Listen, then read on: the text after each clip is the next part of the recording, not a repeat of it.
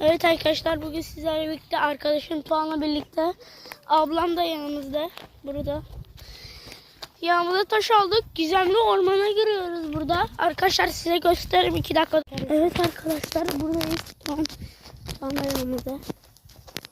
Videoya geçmeden kanalıma like atmayı unutmayın. Şu an girelim. Hadi şuradan girelim. Oğlum korkmayın ya. Gel. Evet arkadaşlar, ben gireyim.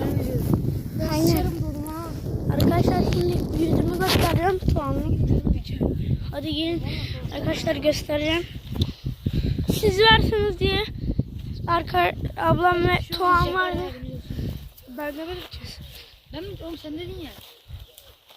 Hadi arkadaşlar giriyoruz. Arkadaşlar giriyoruz. Son gel. Ya bir şeyler çıkarsa? Hadi gelin ya. Hadi gelin. Bebek ne yapacak biz oğlum? Arkadaşlar. Oğlum görüp zaten direkt kaçacağız. Hadi gelin arkadaşlar. Oğlum girmek boş ver. Oğlum girek ya. Ne alaka? Sen diyorsun ya. Dedi kaybolacağız. Ben oğlum. Evet. Allah dedi. Ne alaka? Oğlum girelim mi? Allah be taş düştü. Oğlum bak görlerse var ya annemiz. O kadar da şey demeyelim ya.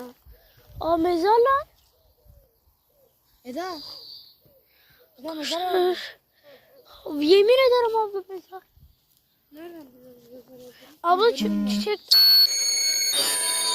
Arkadaşlar. Vallahi çiçek arkada falan. Ananı. Siz arkaya bakın, ben biraz ilerleyeyim. Çalayalım mı? Şöyle gelin şuradan. Kurban falan çıkarsa vallahi var ya. Arkadaşlar çok korkuyoruz. Bura güzel olmaz.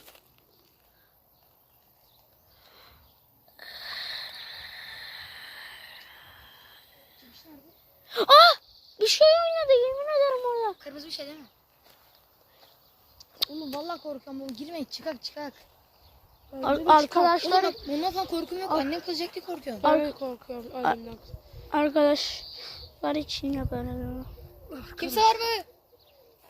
Öyle deme ya. Şimdi tövbe estağfurullah, birisi kaçacak. Oğlum bunlar gelmiyorlar zaten.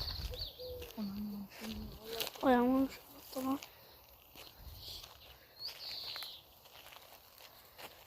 Oğlum kaybolacağız var ya. Bence girmeyin. Arkadaşlar. Bak birisi falan geldi şimdi ne şeyler oluyor. Burada dağı güzel ha. Buradayım. Taş atacağım. Arkadaşlar atıyorum. Ya oğlum girmek vallahi kaybolacağız. Evet arkadaşlar, bay bay, sizi öpüyorum, görüşürüz.